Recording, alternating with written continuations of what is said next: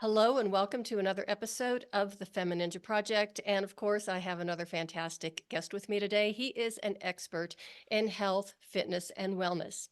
His name is Leigh Brandon. He is a functional medicine and CHEK practitioner who has been working in the health and fitness industry since 1996. He trained at the CHEK Institute, becoming proficient in integrative movement science, nutrition, and holistic lifestyle coaching. Leigh has himself overcome severe cystic acne, gut problems, lumbar disc herniations, ACL sprains, and shoulder impingement syndromes. He is the author of 5 books on health and fitness and the host of the Radical Health Rebel podcast, which educates listeners and empowers them to lead a more fun-filled, productive, fulfilling, happy, and healthy life. Leigh, thank you so much for being here and welcome to the show. Oh, thanks for having me, Cheryl. It's great to be here. Well, it's wonderful to talk to you again. And I just want to let the listeners know I had the honor of being on your podcast Hmm. several months ago. And so it's nice to be on the other end of the mic. Definitely. So, okay, just let's start with sharing your story of how you got into the fitness industry, health and fitness to begin with. You have to pardon my throat. It's awfully dry out here in Colorado. Yeah, so my journey, interestingly, a lot of people get into health and wellness because of an issue they have themselves, and they'll go and meet someone and they'll help them, that inspires them. But that's not my story. My story is actually different. Mine's a bit back to front. So my story, really, to cut a very long story short, as a child, I was very sporty. I played almost every sport competitively. I was rubbish at a couple of sports, so I didn't do those. But most sports, I was completely obsessed with sport as a kid. But then when I left school, I was just looking for a job. I just wanted to make money and, be able to support myself. So I kind of took the first job I got. It was an office job. I didn't really know any different. And then I got another. I worked for a different company. I worked for a large electricity supply company in London. And then I fell into a job I really loved, and it combined a couple of things I'd studied. So I'd studied computers at college, but at school I studied technical drawing, and this job involved the two, but on a computer. So obviously I learned how to do technical drawing on paper. But since then, the computer revolution had happened, and now there was an opportunity to do it in a job, and I loved it, and I really loved this job at first. And at the same time, I think I can't remember if I was still playing soccer at the time. I was either just coming to the end, or I was, had just given up. But what I'd started doing was lifting weights regularly in the gym. One night after work, I went and did my workout, and I was talking to 2 guys that worked in the gym. They were personal trainers. I'd never heard of personal training before. So I'm going back to the mid-90s. And we was chatting away, and one of the guys said, "How do you know all this stuff? Like, we've got first class honours degrees in sports science from Loughborough University, which is the top sports science university in the UK. But you're talking to us like you were in our class. Like, how do you know all this stuff?" Mm-hmm. And I just said, well, when I do something, if I'm going to do it, I'll do it properly. So I just used to read. I was incessant. I just used to constantly read. Mm-hmm. And then the guy said, well, why don't you do what we do? And that was my light bulb moment. I was like, well, hang on a minute. I could get paid for working in a gym. I love being in a gym. Why would I not want to do that? So that was the start of my journey, really. So I initially studied with the American College of Sports Medicine, became a personal trainer back in '96. And that was the start of what's now been a 28-year journey. I've not been a personal trainer for over 20 years, but it gave me a very good founding for what I went on to do. And obviously you've mentioned a lot of the things that I've gone on to do. There's other things that you didn't mention, but that was the start of my journey. But then as I went through each different style of education, what I was starting to do was to unravel some of the issues that I had. Like you mentioned at the beginning, the first one that I unraveled was acne. Hmm. That was an 18-year journey that my doctor had absolutely no idea how to help me. And in fact, he made it worse and made my overall health worse as well. You know, Hmm. all he could do was give me creams and lotions and cleansers and antibiotics for 18 years, which ruined my gut microbiome. So through my studies of nutrition and functional medicine, I was able to turn that around, and then I was able to start helping other people Hmm. with the same issues. And then being someone who's very active, and I started playing tennis again when I was 32, I think, 32, 33. So I'm lifting weights, I'm playing tennis, and it's almost inevitable to a degree that you're going to get an injury at some point. So that's where my shoulder impingement syndromes come from. That's where my ACL injury came from. My back injury was different. That's a whole nother story. But what it's enabled me to do when I've had those problems, and the back injury was a serious back injury. I mean, Hmm. if it had been any worse, it could have been potentially paralyzing. Hmm. It was, yeah, the MRI did not look good. One of the discs was completely herniated. But with my knowledge, I was able to rehabilitate myself. Hmm. No medical intervention, no medications, no pharmaceuticals, no painkillers, no anti-inflammatories. Just healed myself. So where I am now is I'm really passionate to help people who are going through the same issues that I went through. Hmm. So I love working with people with lower back issues, with shoulder issues, knee injuries, gut issues, skin issues. So that's kind of my story in a nutshell, really. Hmm. Okay, so I just wanted to highlight one thing. Knowledge is power. The Mm, fact that you had the background to be able to heal yourself and figure things out, is fantastic. But everybody has that innate power in themselves to listen to their body and take action. Would you agree with that? yeah, it's interesting. We actually have a saying at the CHEK Institute that knowledge isn't power, but applied knowledge is power. Ooh, I like that because, of course, if you're not taking any action, it's not going Yeah, to do any good. And I yeah, want to go back absolutely. to the acne because Mm, that's actually can be incredibly devastating. I mm, myself had acne as a teenager. It wasn't as severe as yours. It wasn't cystic, but of course went through all of the air quotes here treatment with the sun lamps. They would actually burn your skin, and the antibiotics and the creams. And I was on antibiotics for 5 years, mm, and of course nobody knew, or maybe they did, how it could mess up your gut, and not only mm, that, your immune system as well. And it was at that time, I have a sister who's one of my sisters is just a year older than me, and her skin was worse than mine. And right at that time frame, they came up with retin A acid, mm-hmm, and there were little pads, like, like little alcohol wipes or whatever, individually wrapped. And she would have to put it on her face about 30 minutes before she went to bed because the doctor said it's going to take that long for the pain to go away, for it to stop burning. And her skin turned orange. It mm. flaked. I mean, it was just such a nightmare. And she used to ask me to put the medication on her skin because it was eating her nail polish. I mean, Do you know and that? Do you know that uh, reminds me? That reminds me of one of the most common topical creams used for acne contains benzoyl peroxide, and one of the side effects that's written on the UK's National Health Service website is that it can take the colour, so it can stain clothes and carpets, mhm. right? I I experienced that. So that was one of the creams I was given by my doctor, and I remember like some of my t-shirts, if they were coloured, they would have, because I had acne on my chest and my back as well, so it wasn't just Oh. my face. So so obviously I'd put it on my chest and my back, and then if I wore a t-shirt, and it would actually take all the colour out of the t-shirt. And then I remember once I dropped it on the carpet on my bedroom floor, it took all the colour out of the carpet.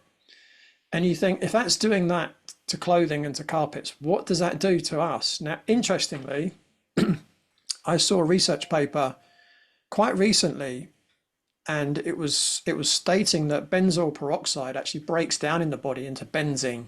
Oh, Yeah, right. And benzene is known to cause leukemia and other forms of cancer as well. And they're starting to link the use of benzoyl peroxide in children with child leukemia. wow. Okay. So that's a really interesting point. Both of my parents passed away from leukemia, Right. and they died 19 days. Excuse me, Colorado voice. They Need died some tea. 19, yeah, right. Oh, I've got some iced tea here. They died just 19 days apart. And, it was something that my sisters and I were trying to, there's got to be a common denominator here. And Mm, that's when we kind of discovered that it was benzene. And I have no idea if it was because I grew up in a very, pretty toxic area. It was Western Pennsylvania steel country. My dad was a steel worker, all the mm, chemicals and all that kind of stuff. But yeah. it's amazing what we used to be given as quote unquote treatment to make us healthy that were Mm, actually kind of killing us. mm. And the thing is as well that it's still used today, and it's still very, very commonly used today. It's, a lot of times, particularly more so for men than for women, but quite often it's the first thing that's suggested. Mm, And the only reason I say not for women, because again, this is just my experience. I haven't actually seen statistics on this, but most women, if they go to a doctor with acne, the first thing they're offered is birth control pills. mm-hmm, mm-hmm. And again, what are the side effects? Breast cancer, endometriosis, cervical cancer, and it's and it doesn't have to be that way, Mm-hmm. So right? then I'm sure the listeners are just on the edge of their seats right now. How did you heal your own acne? Yeah. So this is part of the story. So as you know, I'm a CHEK practitioner. I studied at the CHEK Institute. I'm a member of the CHEK faculty now. I've been for 14 years. And I actually started studying Paul Chek's work in the mid 1990s. And it was partly reading his articles back then that the personal trainer that I had dinner with one night was saying, "How do you know all this stuff?" Well, I used to read a lot of Paul Chek's articles because the internet wasn't really a thing all that Mm-hmm. way back. But anyway, in the year 2000, Paul Chek came to the UK and he was lecturing at Loughborough University, where these two guys went. But it was at a fitness conference. And he was doing a lecture. I think it was called Flatten Your Abs Forever. But it was actually a lecture on nutrition. It wasn't a lecture on exercises. Mm-hmm. And he's talking in this lecture and he's talking about how food affects your hormones and how hormones can affect your skin. And he's talking about food sensitivities and how food sensitivities can cause problems with your skin. And he was talking about the difference between organic and non-organic foods and how non-organic foods can affect your skin. And all these light bulbs are going off in my head because for the previous however many years, 17 years or 18 years, I'd asked my medical doctor, or my mum had asked on many occasions, my mum said, "Is it something I'm feeding him? Is it something in his diet that's causing his skin to be like this?" And the doctor's like, "No, no, no, there's absolutely no link whatsoever between acne and diet," right? So anyway, so I'm at this conference, I hear this lecture, and the light bulbs are going off. So I think this was on the Sunday. On the Monday, I went back home and I arranged to see this Chinese guy, practitioner, and he ran all these tests on me. And I was in there. I was in there a long time. I was in there a few hours. And at the end, he came in and he said, "Okay, first thing, you've got to stop taking those antibiotics, right?" Now I'm thinking, well, if I stop taking them, my skin's going to get even worse, right? Because Mm-hmm. that's the other thing. You start to become reliant on the treatment and think if you stop it, it's going to get worse. When actually, Mm-hmm. had I stopped the treatment 10 years before, it probably would have been a lot better.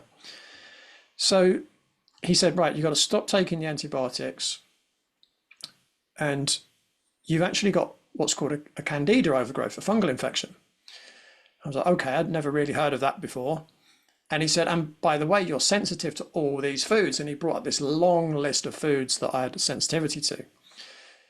So he said, because of the candida overgrowth, you can't eat anything sugary, and you've got all these food sensitivities, but here's the foods that you can eat. So I said, okay.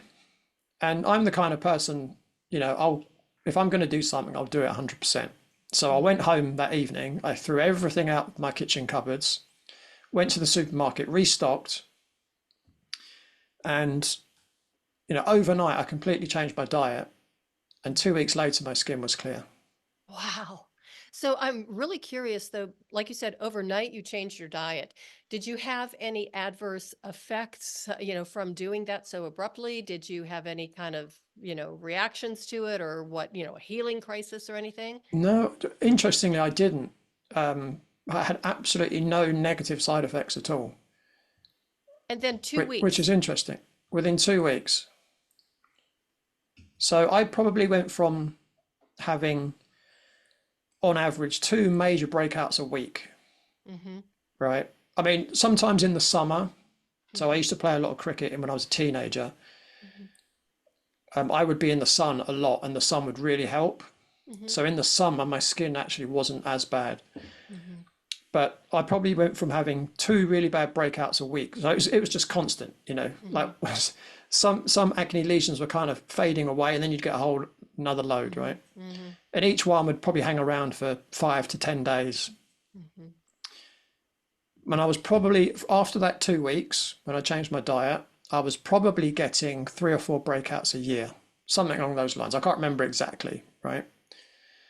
So I kind of went from someone who identified as someone as having acne Mm-hmm.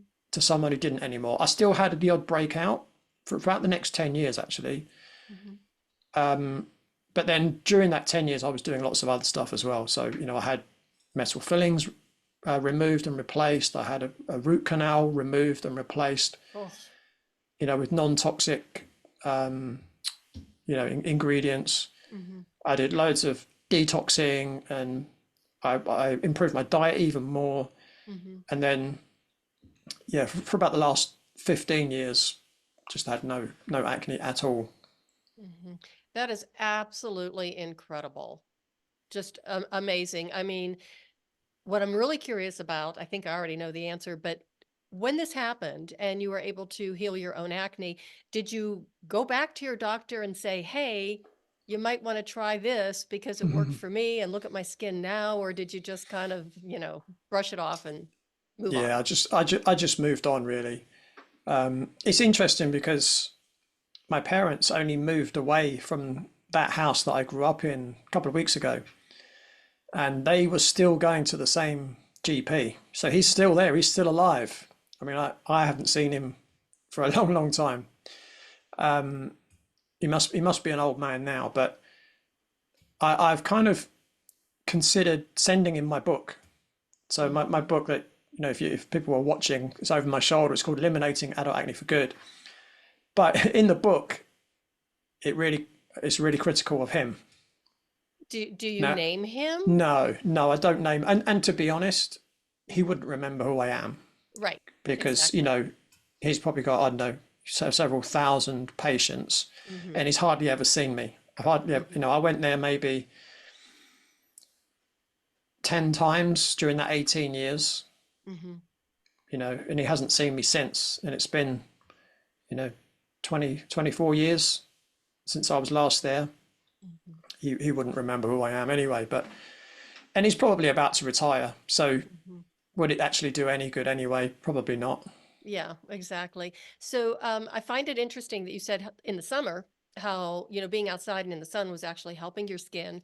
And that's one thing when my skin cleared up was after I moved to Colorado. Mm, You know, coming Western Pennsylvania, it's not always very sunny there. mm, And there's a lot of humidity. And when I came out here, and we get like over 300 days of pure sunshine, but please do not tell anybody that because we have enough people here. But we get a lot of sunshine, and it was just from being out here and in a more dry climate with less humidity, it was like my skin said, oh, I don't have to fight this anymore. Plus, I stopped going to the dermatologist then too. So that helped a lot. mm. Yeah, it's quite interesting how the sun has become so demonized. But yeah, it's one of the most amazing things that we've got is the Mhm. sun. You And know. that's the main reason why I brought it up because, Mm, after that, after I'd moved to Colorado, because I moved here in 1978, and then I think it was probably in the late 80s or maybe early 90s when sun became the devil, and we had to use, the SPF 50 and all of these, cover up and run and hide in the shade. And, I'm kind of sensitive to the sun anyhow, so I just naturally go into the shade because I don't want to get sunburned anymore. mm, But it's really interesting because I remember my dad saying one time, that stuff gives you cancer. And my sisters mm. and I looked at him and laughed. It's just like, oh, that's not true. But now when you find out what some of the chemicals were in the sunscreens, Yeah, that was pretty toxic too. yeah. They're known carcinogens, aren't they? Yeah. We know what. I'll tell you a quick, interesting story. So another one of the systems I've studied is called the body talk system. The It's body a talk. Yeah, body talk. It's a form of energy medicine, Okay. and it was devised by an Australian chiropractor called Dr. John Beltime. And when he was living in Australia, he got melanoma, and he went to his medical doctor, and his medical doctor said, "Look, it's too far gone. There's nothing can be done. Go home, sort everything out. Say, make peace with everyone, and that's it." Gee. So he thought, well, I'm not standing for that. So he went to see another chiropractor, and he said, look, I've got melanoma. My doctor's told me there's nothing they can do. I'm going to die soon. Is there anything you can do to help me? And he said, I'll tell you what you need to do. He said, not far from here, there's a nudist beach. He said, what you need to do is go and sunbathe naked on the nudist beach, and that will cure your melanoma. And he's like, what? Are you mad? Because Australia has been so big on covering up from the Mm-hmm. sun. Mm-hmm. And he said, well, let me ask you a question. What have you got to lose? And he's like, yeah, fair point. And then he obviously thought, do I really want to go naked? I'm naked. And then he thought, well, I'm going to die anyway. So what's the point? So anyway, to cut a long story short, he started sunbathing naked on this beach, and his melanoma cleared up. Isn't that amazing? And what's interesting, just yesterday, I saw a post on Instagram saying exactly the same thing. That if you've got melanoma, what you need to do, sunbathe naked, and that will cure it. But so why isn't the medical community or the media or whomever just, shouting from the rooftops? And it might be because the sun is free. Mm-hmm. It doesn't make anybody any money. Yeah, yeah. And just to add something there, and again, this is probably going down another little rabbit hole that you might not want to go too deep down. But so I live in the south of England, and we get about 200 days of sunshine a year. So it's actually sunnier than most people think. It's the north of England that gets about 100 days of sunshine a year. Well, from October to the end of April, we had 0 sunny days, not one. And when I say sunny days, I mean a day that was sunny for most of the day. So there were some days you wake up, there's not a cloud in the sky. And you think, oh, it's going to be a nice day today. But then next thing you see all these lines across the sky, Mm-hmm. and then all of a sudden it clouds over Mm-hmm. and the sun's gone. And you think, now why would they do that? But as I say, that's another whole can of worms. But Mm-hmm. Yeah, indeed it is. It's interesting. I met a woman from the UK.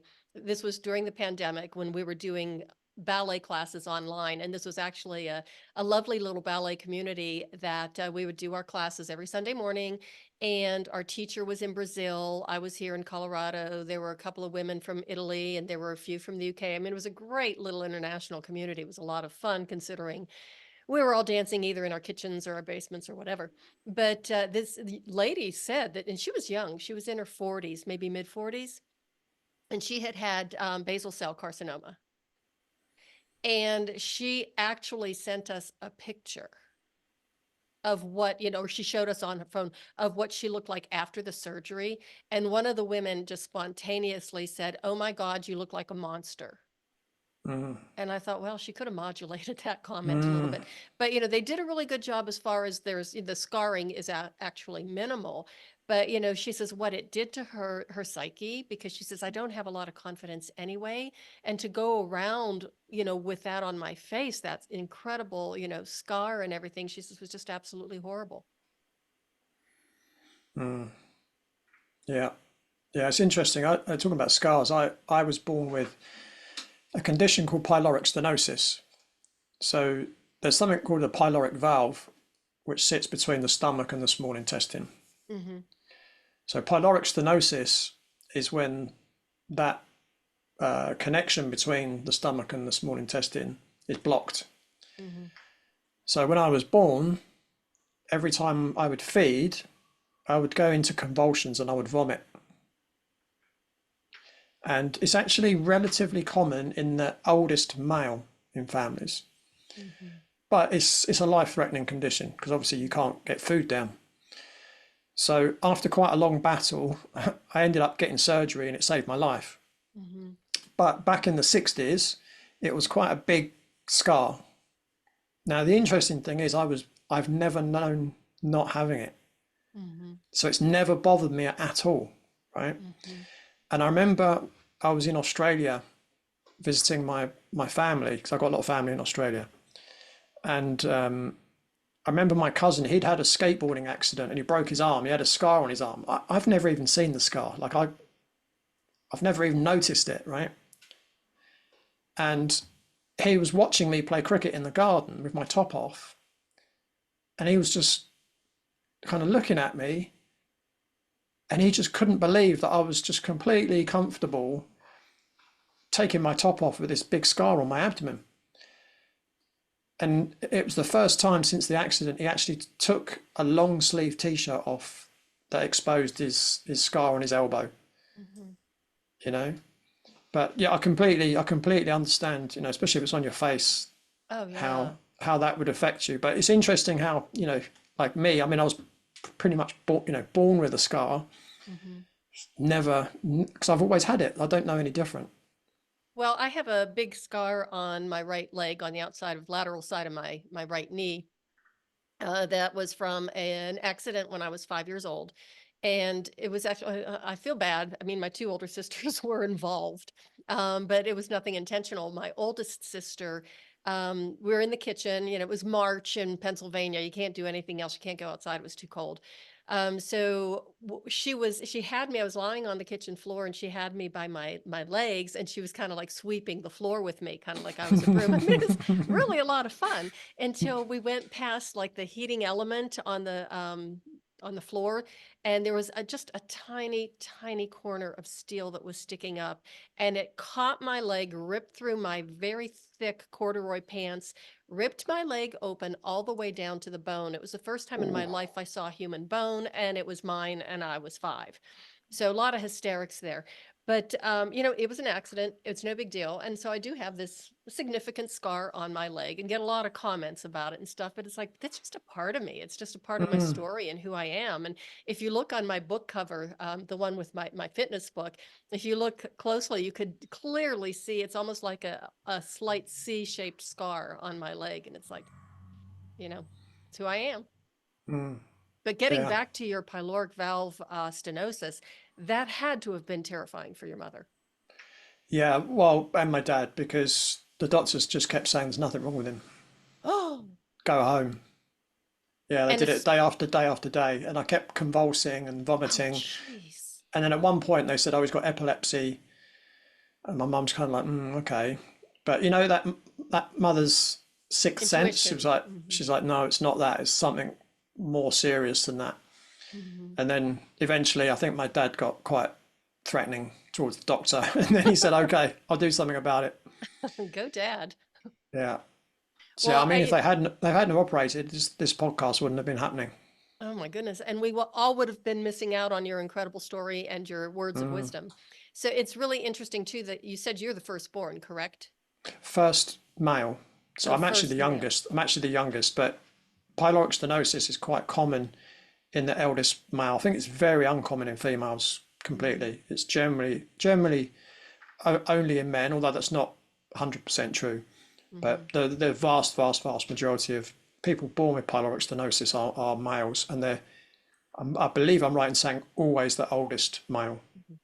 Oh, the reason why I brought it up, I was wondering because I thought if you were the firstborn, then that would be, the physician would probably say, oh, you're new parents, just Mm, relax, calm down, and blah blah blah. So what I really want you to share with the listeners, because I think it's a it's a really incredible story, is when you were diagnosed with your herniated discs, mm, and you did go to the doctor, and just share that story with the listeners because I think it's very enlightening.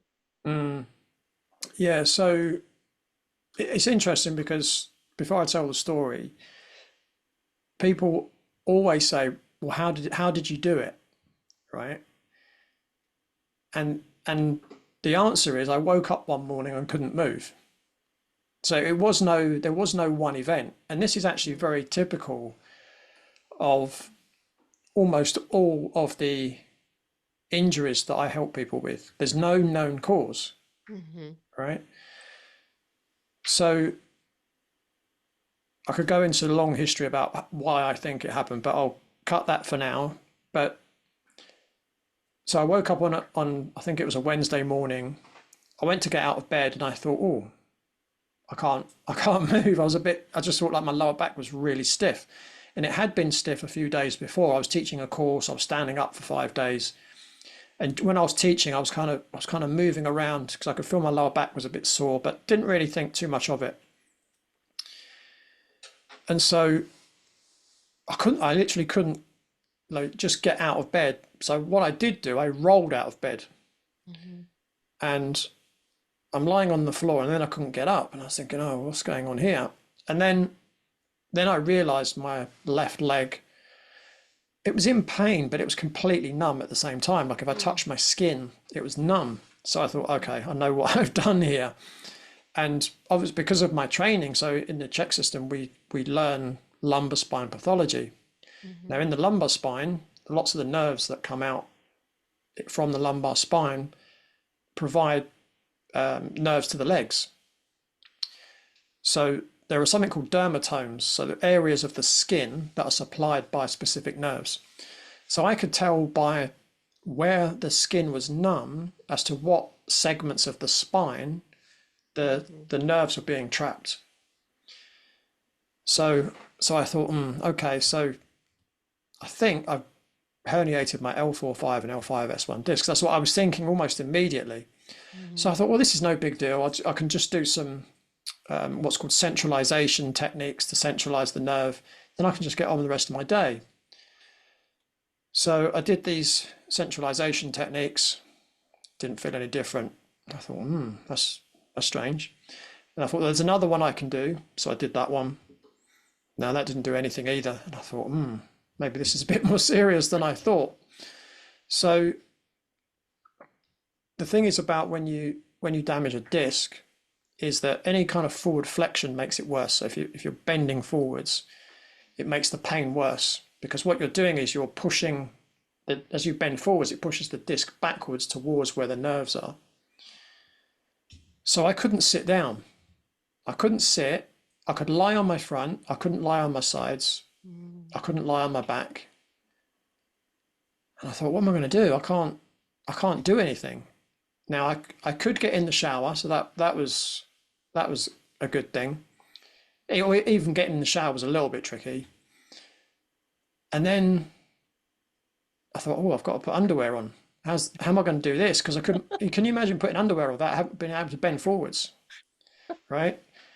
So that was one thing, and then I managed to get them on, but then socks and shoes, no, it's not happening.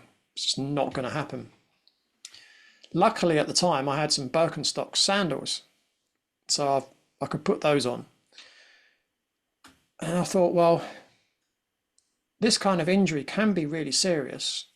So there's a condition called cauda equina, which is a very serious disc bulge, which can completely compress the nerves at the base of the spine and can cause long-term or permanent paralysis. So I ran through a few tests that you can do to test for it. Yeah, it doesn't seem like it's a cauda equina, but I want to know how serious it is. And the only way to find out is to get an MRI scan. So I rang up for an appointment with my doctor. I think I did get an appointment the same day, which if I tried to do that now, I wouldn't get one for 3 months. But so I arranged an appointment, and I thought, how am I going to get there? I can't drive, because that was, I just naturally thought, well, I'll just drive there. I can't drive. I can't get in the car. And at the time where I lived, I used to have a really narrow garage, so I wouldn't have been able to even get in the car.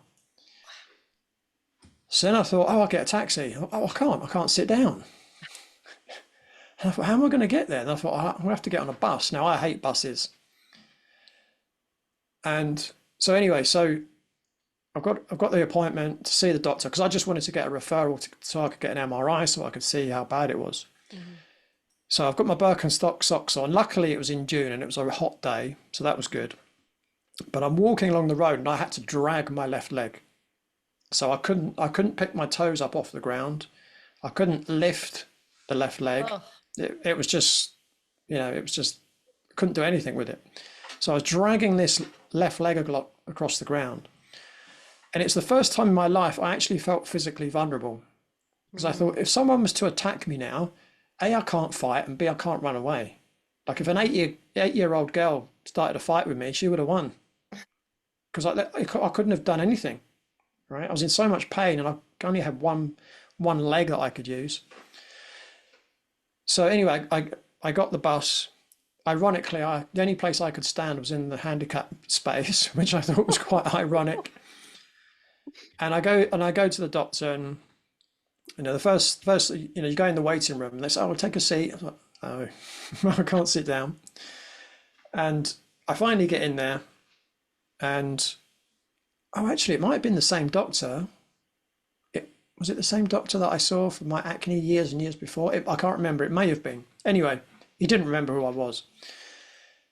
And I explained what happened to him, and I said, look, I think I've ruptured my L4-5, my L5-S1 because of the numbness in the dermatomes, and his eyes are glazing over because he doesn't understand what I'm saying. To me, it's what I talk about all day, every day. And he sort of looked at me and he went, sounds like you know what you're talking about, which I interpreted as meaning, I haven't got a clue what you just said to me. And he said, okay. He said, yeah, but let me just have a look at you first. And I said, okay. I'm thinking there's nothing you can really do to look at, And he said, oh, just pop your top off for me and turn around. And he just ran his finger down my spine. He may have been checking for something that's called a spondylolisthesis, which is a slippage, which I knew I didn't have anyway. And he said, well, yeah, that all seems okay. And I'm thinking, no, it's definitely not okay, because I wouldn't have a completely, numb leg, and I wouldn't have pain in my back, etc. And he said, yeah, it sounds like you know what you're talking about. He said, yeah, I can refer you. He said, it's going to take about a month. And I said, no, you don't understand. Like, I want it today if possible. And he says, well, no, that's not going to happen. And I said, but surely you can refer me for private, because obviously, in the UK, we've got public or taxpayer healthcare, so-called healthcare. And I said, look, I don't care. I don't care what it costs. I want an MRI scan, and preferably today. And he said, well, I doubt if we'll be able to do it today, but let's see if we can fit you in for tomorrow. So he made a call, and he said, yeah, I've got you booked in for tomorrow. Now it shows you what money can do, right? Yep. You pay huge amounts of taxes to fund the NHS in the UK, and yet when you need it, you can't. You've got to pay even more. So I get back on the bus and I go back home, and then the next day I've got to go to hospital, which is probably 3 times as far away as the doctor's surgery. So I get on one bus and I have to get off a bus and I have to walk about half a mile with my dodgy leg. So I'm dragging my foot down the road. And what was interesting was I'm walking down this main road to get to the other bus stop. It just so happens my mother drove past. And she stopped and she says, what are you doing? I said, oh, I'm going for my MRI scan. She went, get in, I'll give you a lift. I said, I can't get in, I can't sit down. I said, if I could sit down, I'd have drove myself. And she's like, oh, is there anything I can do to help? And I'm like, there's nothing you can do. So I get on another bus, So basically, it took me about 2 hours to do a 15-minute journey. Oh my God. And I get my MRI, and then they say, we'll get you the results within the next week or so. Now, one thing I just missed off from my doctor's appointment, he said to me, what I need to do was, what I'm going to do is write you a prescription for painkillers and anti-inflammatories. And I said to him, no, don't bother, because I'm not going to take them anyway. And he kind of looked at me like I was from Mars or something. And he said, what do you mean? And I said, well, if I'm in a position where I'm causing more damage to the disc, I want to be able to feel it.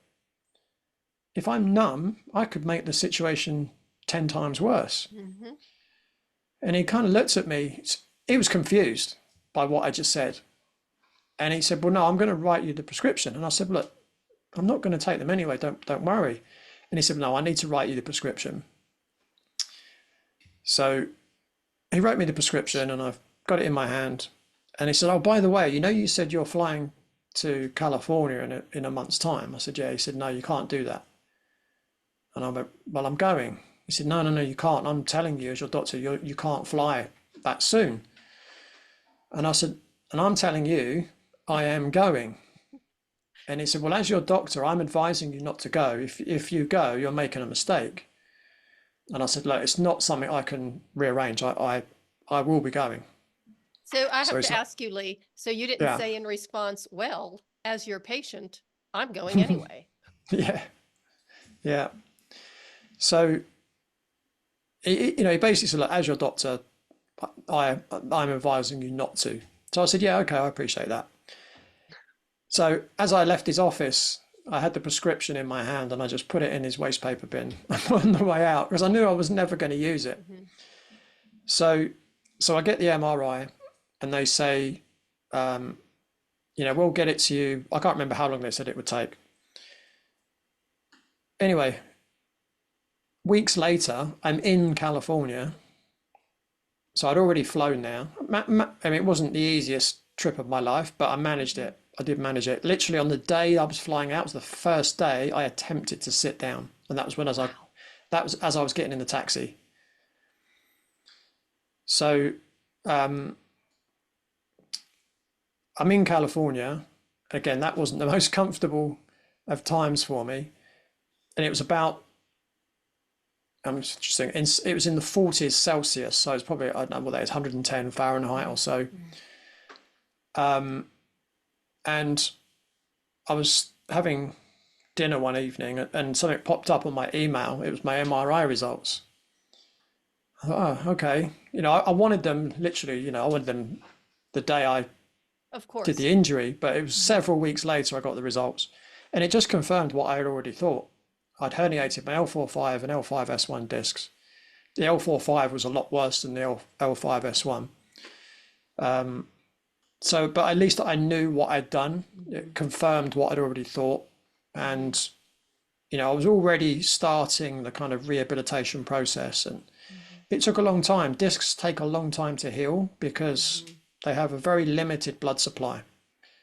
So, I've torn muscles countless times.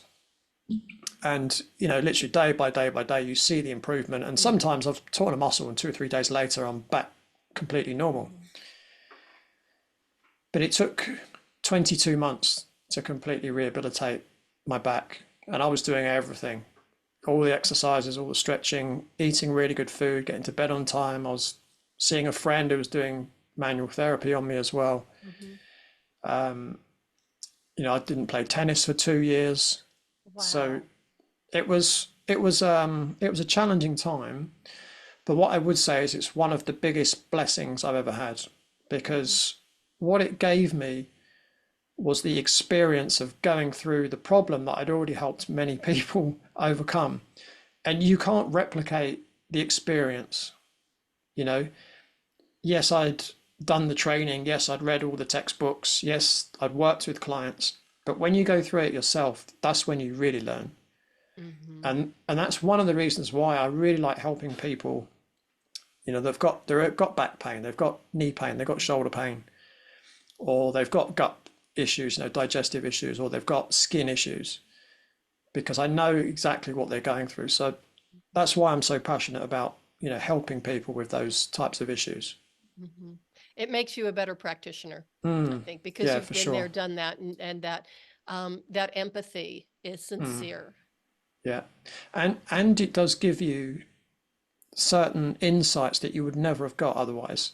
Hmm. So, you know, I told you a story about trying to put socks on, right? It's like, but you can when you've been through that yourself, it's Hmm. much easier when you've got a client that says, look, how do I put my socks on? Hmm. There are ways in which you can Hmm. minimize the pain of getting them on, things like that, which you're never really going to learn from a textbook. Hmm. Well, I have to tell you, I've heard that story before, and it still boggles my mind when I hear it. But now all I have this image in my mind, and I hope I can get rid of it before the day is over, of you trying to get your underwear on. I Mm, mean, that had to have been quite the feat. yeah, I don't even remember actually how I did it, but I remember it wasn't comfortable. It, Hmm. it wasn't pain free. I remember that. Well, I had surgery on my right shoulder. I think it was 2015, and it was, kind of like an aesthetic thing. I had a lipoma, a big lump Mm, of fat that just yeah. kept getting bigger and bigger on my shoulder. And even my husband said, "Oh my God, you only have one fat cell in your body," and it just went nuts. So I did get it removed, Mm, and it was no big deal. It was pretty significant incision, but it was still no big deal. But it was, I think, the next day, and I thought, you know what? I think I'm going to go and get my nails done because, I had been in the OR the day before. They didn't put me under, but still the bright lights and the sound of them mm, cutting away at my shoulder. And I thought I need something kind of nice, and, what a wonderful way to pamper myself. And my husband wasn't home. And I started to, get changed, and I got stuck in my camisole, and I couldn't get it off. I couldn't get it back on, and I'm stuck in this really weird position, and I couldn't move my shoulder enough to either, like I said, take the top off or get it back on. And I thought, oh my God, what am I gonna do? And I thought I could go across the street to my neighbor's house because she does daycare and she's always home, but I'm like, I'm half naked, I can't do that. And that was when my Feldenkrais training came into play, because I remember one time in a class, our teacher said, well, if you can't bring your hand to your mouth to feed yourself, take your mouth to your hand. And I thought, okay, so I used that, and I was able to eventually get out of my camisole, but it was pretty entertaining. mm. But I think the underwear story is better. Um, Now, okay, I have to ask, because you said this at the very beginning of the story, is that you think you know why it happened. Mm. Could you share that with us? Yeah, so it's a number of factors, and this is nearly always the case with, Hmm. again, with any chronic condition, not even just chronic Hmm. pain, chronic conditions general, and I would include things like gut issues and skin issues. They're chronic issues. So it's not something's happened and bang, there's an issue. So one of the most common things I see in people with disc injuries is that their lumbar spine is flatter than it should be. So instead of having a nice kind of curve, it's flat, and that puts more pressure on the front of the disc, pushes it posteriorly, and particularly under load, it starts to stress the disc. So over time, if you do that thousands and thousands, or if you're sat in an office chair for hours and hours and hours, you think that disc is being stretched all day long, then it begins to weaken. So at the time, I was writing a book, not the one, not my most recent one. This was another one, and I was spending 16 hours a day sat in a chair trying to get this book finished, and that's why I Hmm. was going to California to talk to the publishers about the book. And that was one thing. Another thing was, for about 18 months I'd been doing Bikram yoga as well, so hot yoga, Hmm. and I loved the classes. But what sounds really stupid looking back. So there was a lady who used to be in my class, and she used to live next to where I used to work. So we used to walk back together after class. Mhm. And I said to her probably two, maybe three times, I said, "Oh, you know when we do that side bend pose?" She said, "Yeah." I said, "It feels like the discs in my lumbar spine are popping out." Right? I said that two or three times, right? And I, looking back, it's like, how stupid was that not to listen to what my body was telling me, right? So I think, and it wasn't just that pose, there was some other poses as well that I Mhm. think probably put a lot of stress through the discs in my lumbar spine. Mhm. Because, like most men, I'm not particularly flexible. Mhm. And then when you're in the class, the teacher's pushing you to stretch more and more and more and Yeah. more. Well, you know, generally what will happen is you will damage wherever wherever your weakest link is the thing that's going to get damaged, right? So Mhm. it could have been for me that it was the discs. So, Mhm. there's lots of rotation as well that you do Mhm. in Bikram yoga. That would have caused issue as well, I'm sure. But there's another issue that's not, it's not physical, and that is to do with the chakra system. Mm. So the region of my spine that was damaged is kind of on the border of the first and the second chakra. So the Mhm. first chakra, the root chakra, is to do with safety, security. The second chakra, so that's related to the water element. And Mhm. the second chakra is to do with rhythm and flow. Mhm. Now, rhythm and flow also refers to how you organize your day. Do you have a nice rhythm and flow to your day, or is it chaotic? Well, my day was totally chaotic because I was trying to see clients, I was trying to write this book, I'm working out in the gym, I'm doing Bikram yoga, I'm playing tennis, I'm teaching courses, right? My rhythm and flow there was no rhythm or flow, right? So from a more kind of mental emotional aspect, the injury was probably telling me I needed to slow down and to Mhm. have more rest and recovery time in my schedule. Mhm. So I think there's biomechanical issues, and I think there's also mental emotional issues as well that actually caused it. So not only did I need to, improve my posture, improve my core stability, stop doing Bikram yoga, I needed to really um, what's the right word? Evaluate. Re, yeah, or redesign my schedule Mm. and make sure that I was making sure there was enough time for rest and recovery and not doing too much. I'm you know habitually an overdoer. Mhm. I've learnt my lesson. I've learnt my lesson. But Mhm. back then, you know, you know, most people that are overachievers are generally people that were, Mhm.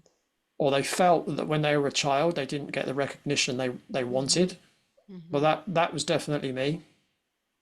Mhm. My dad never gave me recognition. Mhm. Not because he was being mean. It's just the way he is. Mhm. I remember as a 10-year-old, I played a soccer match. My team won 4-2. I scored two goals, and I played really well. And my dad just criticised me. Oh. I mean, he may have been doing it for a good reason, Mhm.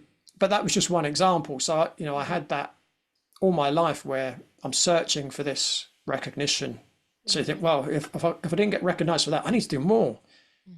right? And then you do more, and you still don't get recognised. Oh, well, I need to do even more. So that at a subconscious level continues into adulthood, right? You Mhm. don't realise it's going on. Mhm. So now I'm completely aware of that. I don't need that external Mhm. validation. Mhm. So now I can be a bit more chilled. Now I can have more rhythm and flow in my day because I don't need to keep achieving all the time. The other thing, when you were talking about the rhythm and flow and water, with the chakra, that was one question that I had. Do you think that because I took one Bikram class and that was enough for Mm. me? I was sweating hair color. I mean, it was like that hot yoga thing did not work. But I was wondering about the hydration issue because it Mm. is a hot room. Could that a little bit of, cellular dehydration played into it a little bit? It is possible. I mean, discs are predominantly made from water. But even then I was pretty good at hydrating myself. I mean, I would drink a litre whilst I was in there, and I would Okay. drink at least another 2 litres a day during the rest of the day. Okay. But I mean, it may have done. It may have done. I mean, I've actually got a client at the moment who he's elderly, but his discs are just disintegrating. Oh. And one of the number of things that I think has caused it is dehydration over many years. He likes a tipple, as we would say, right? He likes his alcohol, and probably doesn't. Well, he knows he doesn't drink enough water, and that will have, especially over a long period of time, that will have a detrimental effect on your lumbar discs. Well, that's a really good point. Everybody, make sure you are getting well hydrated, because it's not only, it affects everything, every organ of your body. Yeah, for sure. Every chemical reaction in the human body requires water. So, talking about you're doing more, and you're, an overachiever, but I think you wear that as a badge of honor, as you should. You just wrote or published your 5th book. You have 4 books. Tell us about your books and let the audience know where they can find them and how they can connect with you. So the first book I wrote, I think that came out in 2010, is called Strength for Fitness Training for Speed and Sport.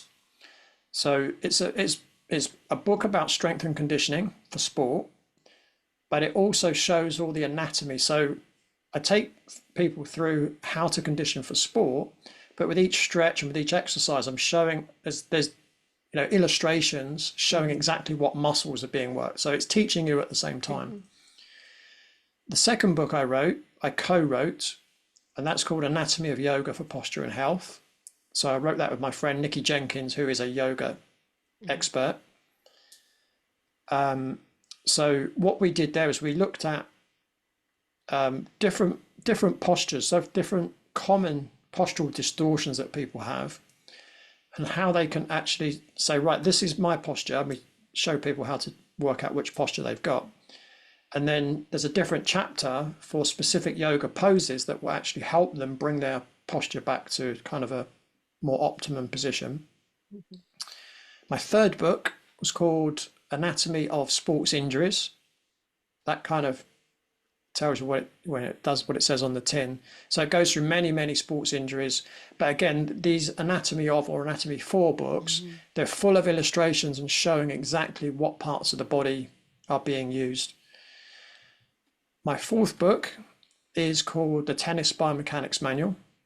So that's quite a big book. It's probably that's the biggest book out of the 5, and that is specifically strength and conditioning for tennis players. So you could also say it's injury rehabilitation also, and also injury prevention for tennis.